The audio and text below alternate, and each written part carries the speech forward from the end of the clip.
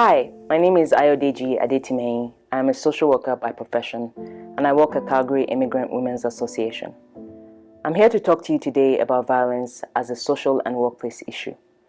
Public Health Agency of Canada reported that in 2016, 26% of violent crimes accounted for domestic or family violence. Almost 67% of family violence victims were women and girls. Immigrant women may be more exposed due to specific barriers such as financial dependence, language barriers, fear of deportation, no support system, and a lack of knowledge about community resources. Domestic violence often rises following disasters. With the current COVID-19 pandemic, the Canadian Victim Services reported an increase in the number of domestic violence victims they served between mid-March and early July. Canadians collectively spend $7.4 billion to deal with the aftermath of family violence alone each year.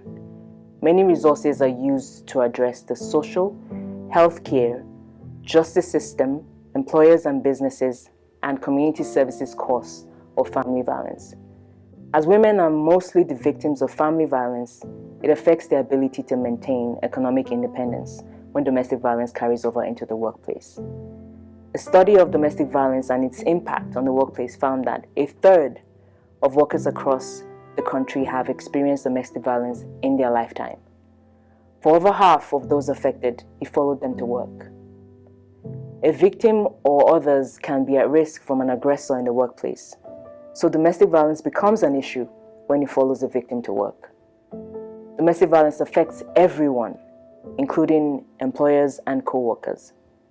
A Canadian study shows that $77.9 million annually is what the Canadian employers lose to domestic violence. 81.9% of employees reported that domestic violence negatively affected their performance. 53.5% of victims have reported that abusive acts continued at or near their workplace. 37.1% said that their co-workers were affected too. Employers can make a big difference for affected individuals and other potential victims. Visit the website on the screen for resources on how to support your staff.